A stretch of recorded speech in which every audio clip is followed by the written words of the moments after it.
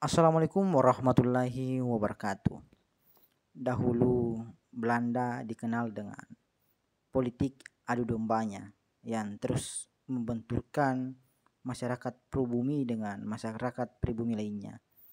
Ternyata konsep itu dianut pula oleh pihak-pihak Baklawi yang saat ini mengadu domba umat muslim yang ada di Indonesia yang terus memberikan provokasinya. Tapi saya rasa itu adalah hal yang wajar, mengingat para klan-klan Ba'alawi ini adalah antek-antek Belanda di masa lalu. Nah, untuk lebih lengkapnya mari kita simak videonya berikut ini. Kang Mas Taufik Assegaf atau Assagof sebagai sesama saudara watawaso bil haq, saling menasihati dalam hal kebaikan. Panjenengan Kang Mas Taufik Assegaf semakin lama tidak semakin menerima nasihat positif dari kami dan kawan-kawan. Justru malah semakin dadi, semakin mengompori, bikin propaganda untuk mengadu domba antara sesama saudara kami. Mengajak orang-orang yang melihat para habib dibenci, diolok-olok oleh kami untuk bangkit gantian melawan. Nanti akan jadi perang saudara. Berarti Anda provokator, memprovokasi saudara kami untuk saling membenci. Padahal kami selama ini menyampaikan data fakta tidak atas dasar kebencian, tapi atas dasar nasihat kebaikan. Lah, jenengan terimanya justru malah sebaliknya. Nah, ini yang perlu kami ulangi lagi, khususon panjenenganipun Kang Mas Taufik Assegaf Pasuruan. Ternyata selama ini beliau mengira kami ini sebagai pembenci dan orang yang tidak percaya kepada dzurriyyah Nabi. Saya percaya bahwa keturunan atau dzurriyyah itrah Kanjeng Nabi kita Muhammad Shallallahu Alaihi Wasallam itu ada. Siapa yang bilang tidak ada? Ada. Tetapi para habaib atau habib-habib yang ada dari keturunan Alwi ke atas sampai 12 orang generasi sampai Rasulullah Shallallahu Alaihi Wasallam itu keberadaannya tidak nyambung. Jangan mengompori muhibin panjenengan Kang Mas. Tolong video ini nanti perlihatkan, wahai muhibin yang menonton, perlihatkan ke hadapan Kang Mas Taufik Assagof. Saya tidak membenci dzurriyyah Nabi dan percaya bahwa dzurriyyah Nabi baik dari jalur Hasan ataupun Husain itu ada. Tapi para habaib Ba'alawi itu keberadaannya disangsikan sebagai dzurriyyah Nabi kita, termasuk Anda. Karena data referensi pustaka yang kami miliki ini tidak menyebutkan, tidak mensahihkan, tidak mengisbat menetapkan bahwa Imam Ubaidillah bin Ahmad Al-Abah bin Isa Ar-Rumi bin Muhammad An-Naqib itu nyambung gitu loh Kang Mas. Gitu. Buktikan kalau Anda mengaku, pengakuan itu harus disertai dengan pembuktian. Lah, saya selama ini dan kawan-kawan sudah susah payah mencari data pustaka sekaligus melengkapinya dengan fakta akhlak-akhlak para habaib itu ternyata nggak sesuai.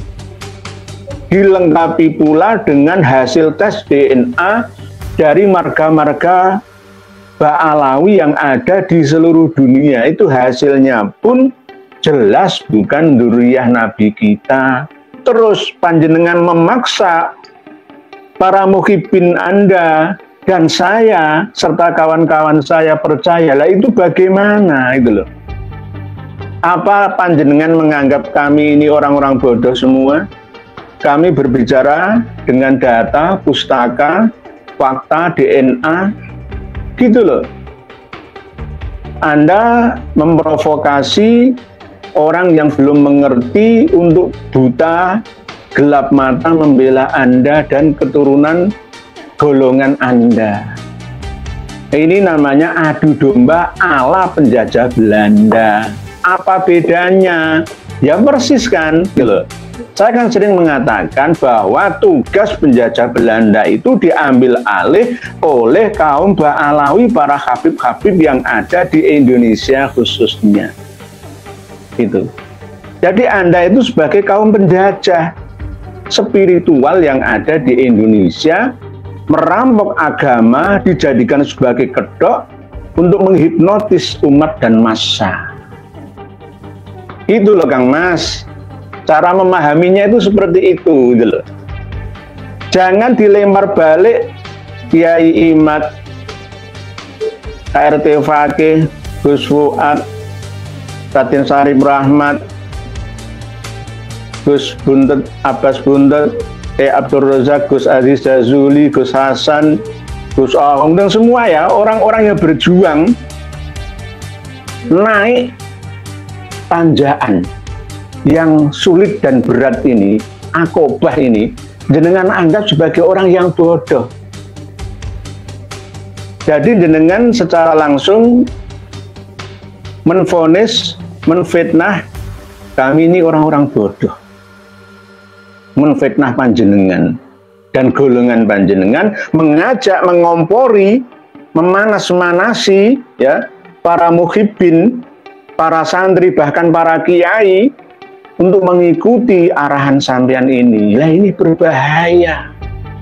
Ini adu domba. Dulu pernah diterapkan oleh Belanda. Dan ini panjenengan ambil alih lagi di abad 21 Masehi ini. Lah ini bagaimana? Abad 15 Hijriah ini bagaimana? Gitu loh. Jenengan menganggap kami ini buta, tuli, bodoh. Lah ini bagaimana? Saya kalau menyerupakan panjenengan dan kawan-kawan itu hampir sama seperti summum bukmun umyum fahum la yarji'un. Summum bukmun umyum fahum la yaqilun. Hampir sama. Karena apa ya buktinya? Tidak bisa dinasehati. Bani Israel itu disuruh makan manna dan salwa, sekalipun hatinya akan tetap keras membatu, tiada tara, sulit untuk disembuhkannya. Padahal makanan para habaib yang ada di Indonesia sama seperti kita, nggak makan kurma, nggak makan manna, nggak makan salwa, yang makan seperti makanan kita. Kok sampai sekeras itu hati panjenengan itu bagaimana gitu loh. Bagaimana piye to iki gitu loh. Piye to iki gitu. Sangat disayangkan Kang Mas, Anda masih berpaham sempit ya. Masih belum bisa menerima kenyataan dan keadaan bahwa panjenengan semua dari marga As-Saqqaf, Al-Atos, Ba'abud, Barokbah, Ba'mu'min, Al-Jufri, Al-Aidrus, semua itu bukan dzurriyyah Nabi kita Muhammad Shallallahu Alaihi Wasallam.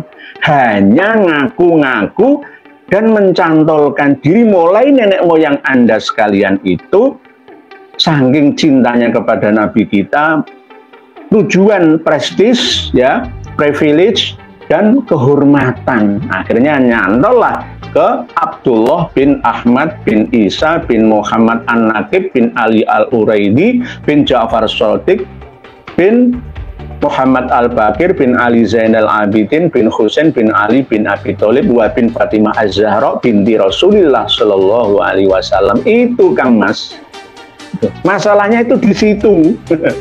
Masalahnya itu di situ.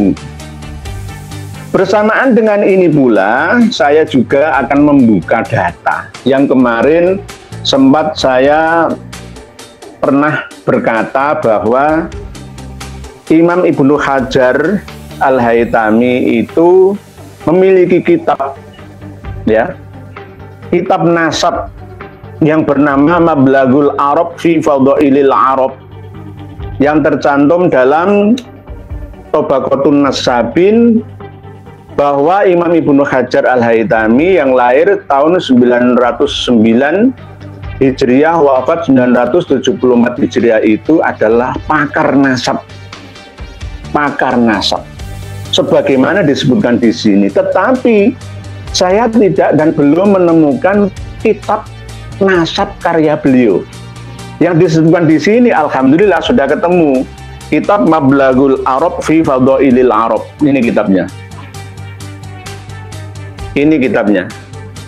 Kitab karya Imam Syekhul Islam Ibnu Hajar Al-Haytami. Ini kitabnya. Sudah ketemu, tetapi ternyata isinya bukan kitab nasab, tapi kitab sejarah. Kitabnya tidak terlalu besar, hanya 1 jilid kecil.